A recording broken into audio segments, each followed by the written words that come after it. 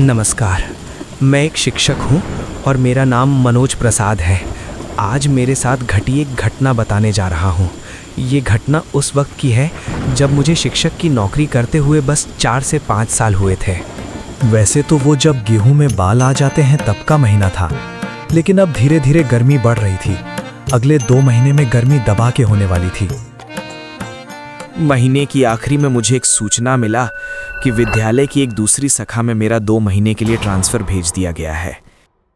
मैंने इस बारे में पूछताछ की तो मुझे पता चला कि वहाँ एक महिला शिक्षक थी। वो अचानक विद्यालय छोड़कर चली गई है और अगले 2 महीनों के लिए वहाँ जाने के लिए कोई शिक्षक तैयार नहीं था। उस वक्त मेरी अभी शादी नहीं हुई थी और न ही मेरे माता पिता मेरे साथ रहते थे, इसलिए मैं उनके लिए एक बकरा था।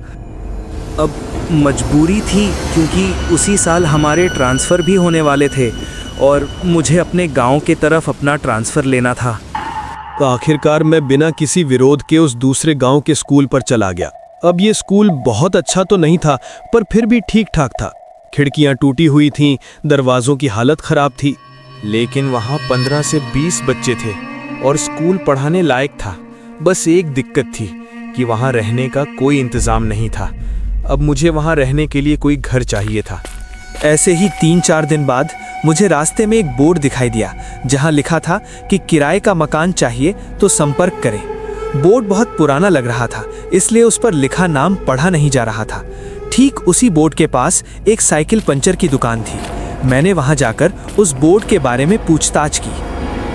अरे भाई, उस बोर्ड पर जो किराए के मकान के बारे में लिखा है, क्या उसके बारे में आप कुछ बता सकते हैं? अरे भाई, आपको इस जगह पर पहली बार देख रहा हूँ। शायद आप नए हो। आपको बता दूं कि यहीं अंदर एक चैल है, लेकिन अब वहां कोई नहीं रहता। अब मैं एक शिक्षक था और मैंने सोचा एक शिक्षक के लिए इससे अच्छी जगह क्या होगी। मतलब वहाँ कोई नहीं रहता तो वो जगह तो बहुत शांत जगह होगी और गांव से थोड़ी दूर भी है। क्या आप उसके बारे में बता सकते हैं जो किराए पर मकान देता है?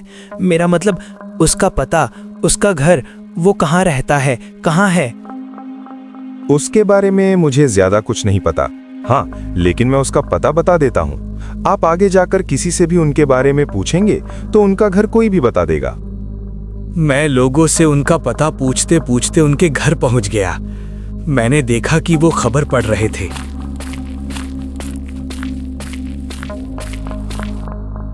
नमस्कार जी, मैं एक शिक्षक हूँ।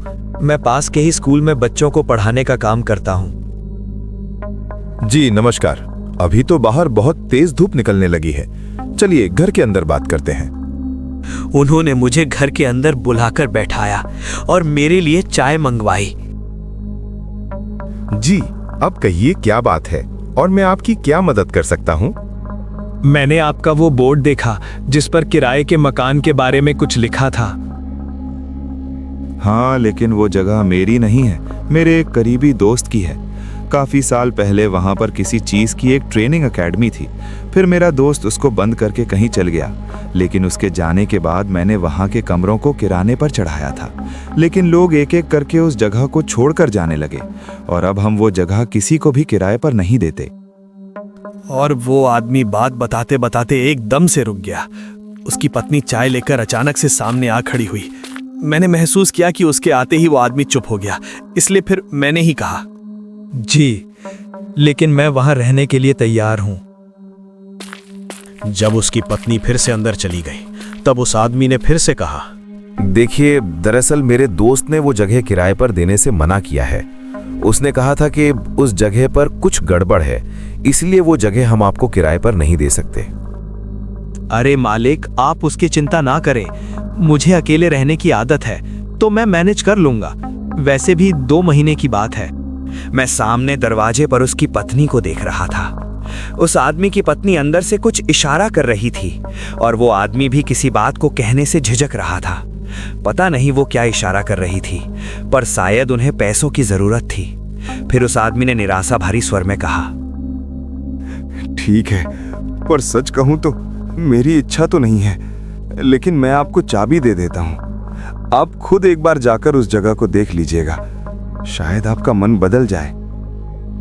उस आदमी ने इतना बोला ही था कि उसकी पत्नी कुछ चाबियां लेकर मेरे सामने आकर खड़ी हो गई।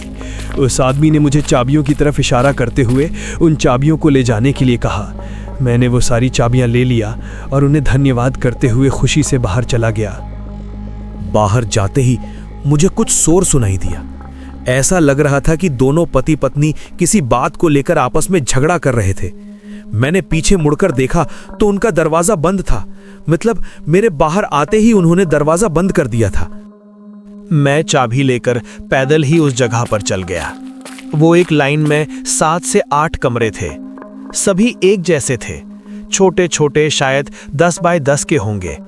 मैंने सभी कमरों को खोलकर देखा। सभी कमरे ठीक ठाक थे। मैंने एक कमरे को रहने के लिए चुन लिया। उस कमरे में बहुत गंदगी थी, चारों तरफ धूल फैला हुआ था, तो मैं कमरे को साफ करने लगा। कमरे को साफ करने के बाद मैं बाजार चला गया और अपनी जिए कुछ जरूरी सामान खरीद लिया, जैसे बाल्टी, कुछ सब्जियां।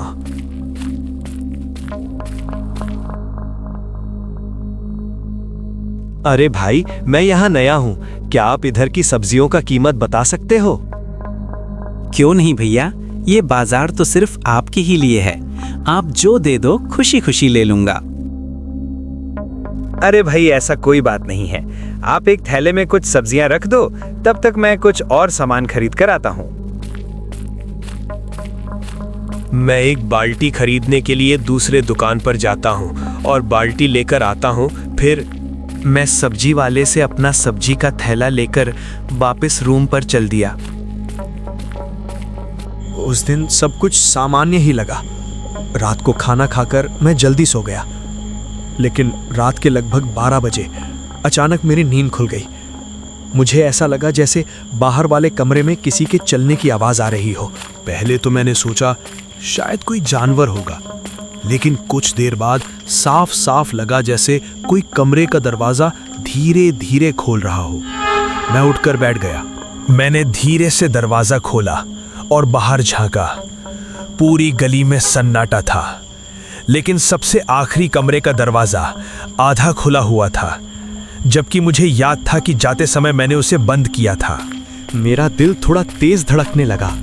मैं धीरे धीरे उस कमरे की तरफ बढ़ा। जैसे ही मैं दरवाजे के पास पहुंचा, अंदर से किसी के धीमे धीमे बात करने की आवाज़ आने लगी, जैसे कोई पढ़ा रहा हो। मैं घबरा गया क्योंकि वहाँ तो कोई था ही नहीं। मैंने हिम्मत करके दरवाज़ा पूरी तरह खोला। अंदर कमरा बिल्कुल खाली था, ना कोई इंसान, ना कोई जानवर, लेकिन कमरे की दीवार पर चौक से कुछ लिखा हुआ था, यहाँ मत रहो। उस रात मेरे साथ जो हुआ आप जानकर हैरान हो जाओगे। अगर आपको आगे की कहानी सुननी है तो कमेंट में पार्ट 2 ज़रूर लिखें। 50 कमेंट होते ही पार्ट 2 आ जाएगा। और वीडियो अच्छी लगी हो तो एक लाइक और चैनल सब्सक्राइब करना ना भूलें।